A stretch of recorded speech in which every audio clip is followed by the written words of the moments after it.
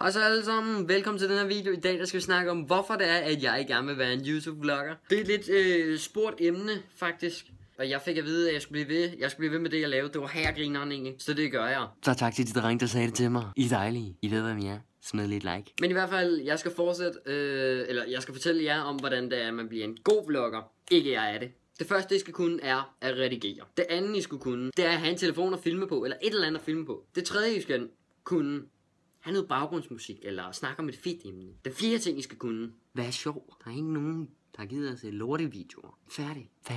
Den femte ting, I skal kunne, det er at lave en fed thumbnail. Der er et fly, I så det, lige der. I skal være lidt mærkelige i hovedet, for at kunne være vlogger. Det er en af tingene. I skal have noget lys, I skal have nogle fede højtalere. I skal i hvert fald også have et Xbox-stik, ellers så går det slet ikke. Den her, den kan lyse, det er rigtig fedt. Og så skal man, det er et must. Man skal have det. Man skal have en MacBook. Fucking lortelys, mand. Man skal have sådan en her. MacBook Air, en MacBook. Bare en Mac. Fordi Windows, det er lort at redigere på. Medmindre man kan finde ud af det. Jeg håber, du nød den her lille fed video.